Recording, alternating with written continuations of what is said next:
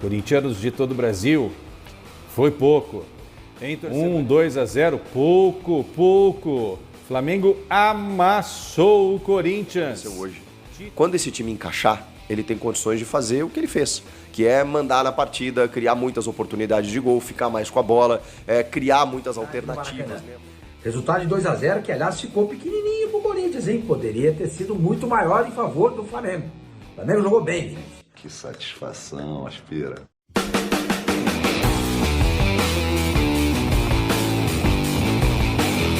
Fala comigo, seus mitos, muito prazer. Caso vocês não me conheçam, me chamo Douglas Albini e hoje, nação, a mídia paulista tá no chororô danado depois da sapecada que o Flamengo deu no Corinthians. Nação, o vídeo está simplesmente fantástico, fica comigo aí até o final, ok? Os créditos para deixar o vídeo mais dinâmico eu vou deixar no início e cratei que de cada vídeo vão lá conferir os canais que estão na própria descrição do vídeo, ok? Curta o vídeo, se inscreva no canal, compartilha pra geral, vem engajar comigo aqui, tá bom? Mostrem a força da nação rubro-negra, tá bom, seus mitos? Bora pro conteúdo, hein? Vamos lá. Corintianos de todo o Brasil, foi pouco. Em torcedores do Mengão, foi pouco. 2-0, pouco. Flamengo amassou o Corinthians. Tite pressionado jogou a bomba agora no colo do Antônio Oliveira e agora o Timão vai ter que rebolar na próxima rodada contra o Botafogo no Campeonato Brasileiro. Tem jogo importante pela Sul-Americana na terça contra o Argentino Júnior.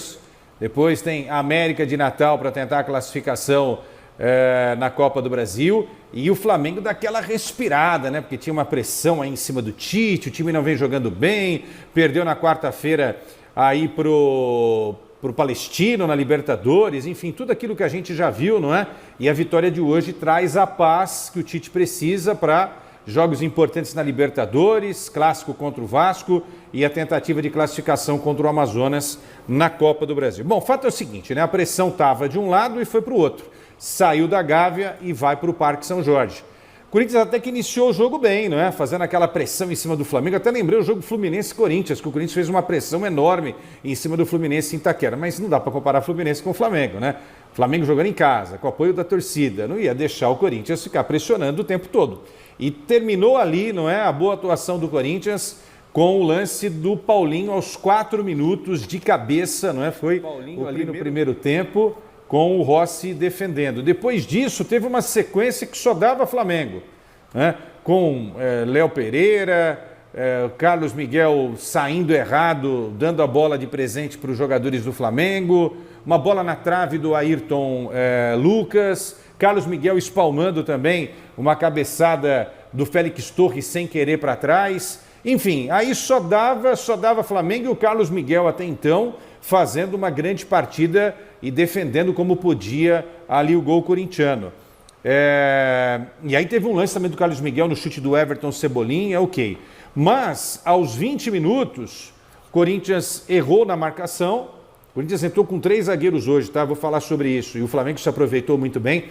O Flamengo construiu muito bem a jogada com Gerson Lohan, menino da base, 17 anos só, canhotinho, meteu uma bola açucarada para o Pedro. Aí o Pedro, sem marcação, mandou para o fundo da rede, Carlos Miguel falhou.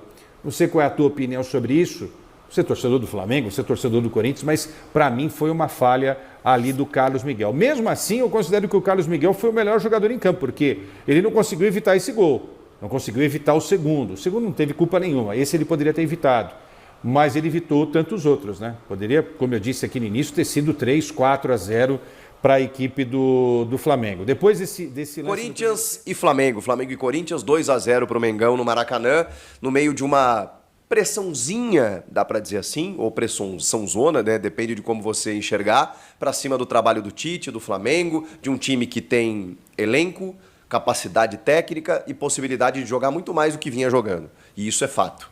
O Flamengo, a gente sabe, fez um ótimo Carioca, um primeiro início de temporada, né, vamos dizer assim, muito positivo, mas aí quando começam os enfrentamentos, o Flamengo começou a enfrentar dificuldades que a gente não imaginava. E aí tem aquela sintonia entre técnico, torcida, jogadores e tudo mais, aquela pressão toda que vai chegando no momento crucial, mas é só ver o que foi hoje, o que aconteceu hoje. Quando esse time encaixar, ele tem condições de fazer o que ele fez, que é mandar na partida, criar muitas oportunidades de gol, ficar mais com a bola, criar muitas alternativas, né? Rotatividade, trocar jogadores e mesmo assim manter o nível lá em cima. Esse é o Flamengo de 2024, sob o comando do Tite. Do outro lado, complica muito a vida do Corinthians. O curioso foi o seguinte, nos primeiros 4 minutos, parecia que o Corinthians ia tirar o Flamengo da zona de conforto, ia pressionar a saída de bola, ia gerar situações de gol. O Paulinho dá uma cabeçada que o Rossi defende ali nos primeiros minutos de jogo. E aí eu pensei, bom, a postura do Corinthians está sendo de agredir o Flamengo, não deixar o Flamengo sair, daqui a pouco força um erro numa saída de bola, descola um gol e tudo mais. Durou 4 minutos. Porque aí o Flamengo começou a pegar as rédeas da partida e aí, meus amigos, só deu Flamengo. Mas, assim, só deu Flamengo com muita liberdade vindo de trás pelo meio-campo, especialmente no talento do Lohan.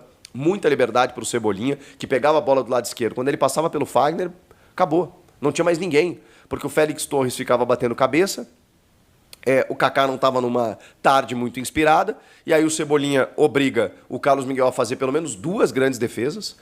Depois ele faz mais uma defesa num lance de ataque, e aí até que o Lohan encontra num espaço absurdo, mesmo com 3 zagueiros, o Lohan encontra um passe absurdo pro Pedro, que dá um corte no Félix Torres, nível Wesley no Felipe Melo, né? Deixou o Félix Torres dando um carrinho lá fora do Maracanã.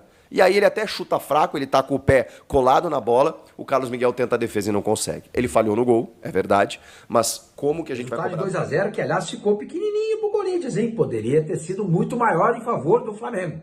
O Flamengo jogou bem, gente. Jogou bem os 2 tempos do jogo. Aí o torcedor se pergunta, por que não joga sempre assim?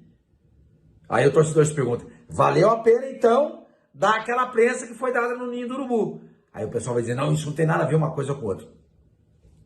Jogou bem depois da prensa. Jogou bem depois das críticas ferozes que vieram através da mídia e também das redes sociais dos torcedores. Em função de atuações apáticas do Flamengo, como aquele teve contra o Palestino, na Libertadores. Então os jogadores foram cobrados. O técnico Tite foi cobrado. A direção foi cobrada. Faixas foram estendidas na frente do Ninho do Urubu. E muito provavelmente os jogadores tiveram vergonha na cara. E olharam em retrospecto tudo que vinham fazendo e falaram, caramba, a gente precisa jogar melhor. A gente precisa jogar um pouco melhor do que a gente está jogando. Afinal de contas, esse elenco é o melhor elenco do Brasil. É o elenco mais caro do futebol brasileiro. Nós não podemos jogar tão pouco como estávamos jogando. Eu acho que provavelmente foi isso que os jogadores disseram, junto com a comissão técnica e os dirigentes, dentro do vestiário. Ou no Ninho do Urubu, ou no Maracanã. Nação, e agora eu quero saber a opinião de vocês. Deixa o like, compartilha pra geral, ative também as notificações aí, porque vai vir muito mais conteúdo aqui no canal, tá bom? Eu vou ficando por aqui, não esqueça de mim não, tamo junto. E é nóis!